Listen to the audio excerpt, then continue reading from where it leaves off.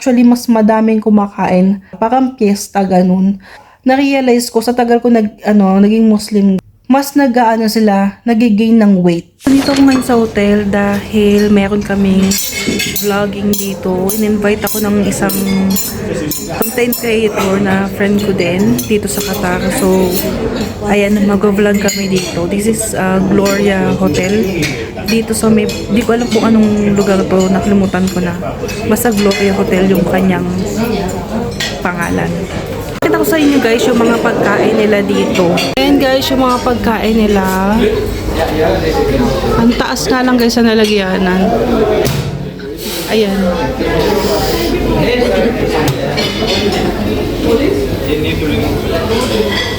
Meron din sila dito guys, molokeya. Soup yan. And ito yung parang ano to, bread to for lentil soup.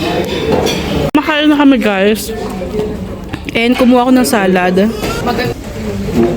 Kaya tapos lang namin mag-video doon sa buffet. Kasi yun yung focus namin dito. So hindi ko masyadong makapag-vlog guys. And pasensya na. Ang ganda ng restaurant net. Makikita nyo. Kaya tapos lang namin guys kumain. Ito yung kasama ko si Sarah.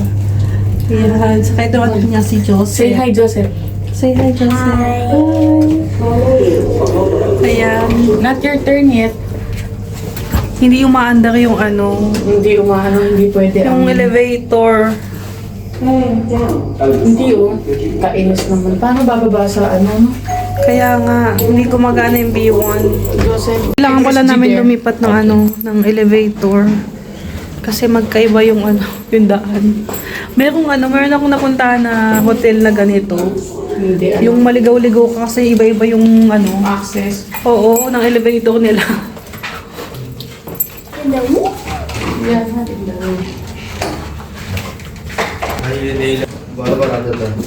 Guys, naghihintay kami.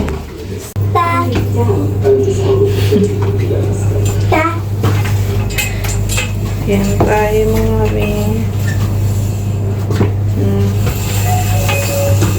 Sa wakas nakababa din. Tayo. Si Kuya Ro, JB tahimik no, pag nandiyan ang asawa. Hindi Ganun. naglilikot malikot din yun, di ba? Oo. Guys, nandito tayo sa parking lot. Nung party wala yung asawa niya, no? Siya lang.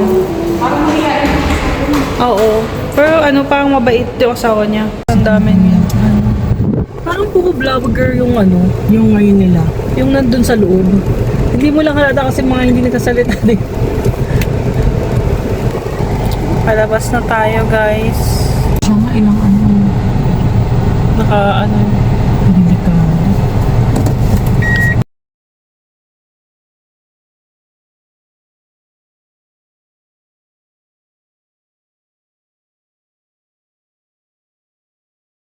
Ayun guys, nakalabas na. Dasal talaga gagawin. Grabe. Sobrang ipot ng daan. Sobrang sama kasi nakita ko. Kaya alam ko dito na ako eh.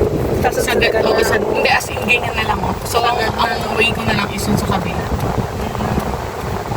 Buti lang guys, nakalabas na kami. Grabe sama. First time ko Guys, sa bahay, kakauwi ko lang. Grabe, sumasakit yung ulo ko kasi hindi talaga ako sanay lumabas ng bahay ng maaga, yung may araw pa. Normally, gabi talaga ako lumalabas kami ng anak ko. And itong friend ko, si Sarah, nag-message ako sa kanya. Tapos bigla niya akong in-invite sa isang collab niya. So, sumama naman ako. Ayun nga, dun sa hotel. Restaurant yun, sa loob ng hotel.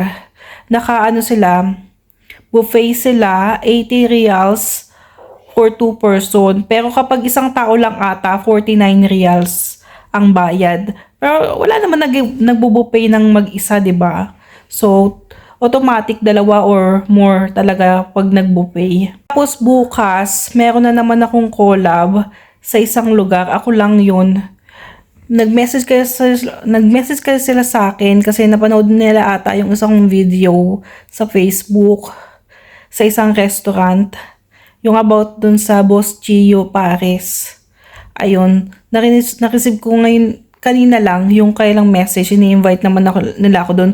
Bali, sunod-sunod na araw akong umaalis para sa collab. Grabe guys, yung tiyan ko hindi na napapahinga. Pero kapag naman guys nakikipag-collab ako, honestly, konti lang naman din talaga yung kinakain ko. Ganito kasi yan guys, pinapakita lang talaga namin yung food. Kasi yun naman talaga yung dapat. Pero hindi kami kumakain yung, alam mo yung kain talaga na kasi madaming pagkain sa lamesa. Hindi mo naman yan mauubos talaga lahat. Ako konti lang talaga yung kinakain ko. Kaya kahit naman madaming siniserve or sunod-sunod yung mga collab ko, konti lang din naman yung kinakain ko. Pinapakita ko lang talaga sa videos na kumakain ako. Pero actually siguro 3-4 na subo, ganyan. Tapos tikim-tikim lang din talaga. Kasi guys, kapag kinain mo yung ganong kadaming pagkain, grabe, mabubusog ka talaga ng sobra. Saka kung araw-araw mong gagawin yun, talagang tataba ka. Saka baka mamaya magkasakit pa tayo kapag kumain tayo ng sobra-sobra. Ang gusto kong makakolab talaga, yung mga non-food naman next time. Meron akong mga collab dati sa dental. Tapos meron din sa perfume. Mostly sa perfume before. Kasi unang first collab ko talaga perfume. Tapos nagsunod-sunod na yung mga perfume ko na collab. Tapos yun. Ngayon naman, mga puro pagkain naman. Lalo na guys, kasi ngayon, mag-Ramadan. So, puro pagkain yung mga promotion ngayon. Dahil lahat magkakainan. Alam nyo ba guys, hindi porket fasting time tuwing Ramadan is wala na masyadong kumakain. Actually, mas madaming kumakain after iftar, after nung fasting time. Magpa-fasting kami ng 14 hours, ganyan. Tapos, after nun, kainan na. And yung nakasanayan guys ng iba, is yung kumain ng madami after iftar. Parang fiesta, ganun. Pero, na-realize ko, sa tagal ko naging Muslim guys, sa totoo lang, hindi naman required na maghanda talaga tuwing iftar. Hindi mo kailangan maghanda ng sobrang daming pagkain. Yung tama lang. Kung lang yun din yung kain mo. Kasi ang nangyayari, imbis na pumayat ka, hindi ko sinasabi ito na ang Ramadan is para magpapayat. Hindi yun. Kasi, ang nangyayari, nagpa-fasting ka ng buong araw, tapos, after ng fasting time, bigla kang kakain ng napakadami. Hindi din maganda yun. Kaya, imbis yung iba, pumayat, mag-lose weight, ang nangyayari talaga is, mas nagigain ng weight. Kasi, yung time na pwede kang kumain, talagang tinutodo-todo nila yung pagkain. Mga heavy food, like beef, chicken, lahat talaga guys. Tapos sweets. Kasi yung parang gutom na gutom ka after fasting. Kaya parang gusto mong kumain ng sobra. Tapos kapag malapit na yung suhur, yung fasting time ulit, ang nangyayari, yung iba hindi ko nilalahat, yung sinusobrahan yung kain para kinabukasan, hindi masyadong magutom, ganun. Dati ginagawa ko yun, sa totoo lang, kasi akala ko tama yun. Pero nung katagalan, hindi na. Para kasi yan guys, sanay yan sa fasting.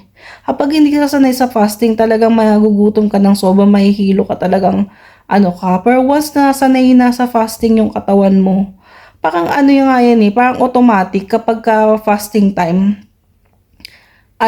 automatic yung katawan namin, parang hindi na kami bigla nagugutom. Kasi normally, di ba, pagkagising mo, parang naghahanap ka ng pagkain, gutom ka, gusto mong uminom ng tubig or anything, basta may mailagay ka sa tiyan mo, ganon. Pero kapag Ramadan guys, tas fasting time na, automatic yan, hindi kami nagugutom hanggang malapit ng mag-iftar. Ganun. Tapos after ng Ramadan, ayan, back to normal na naman.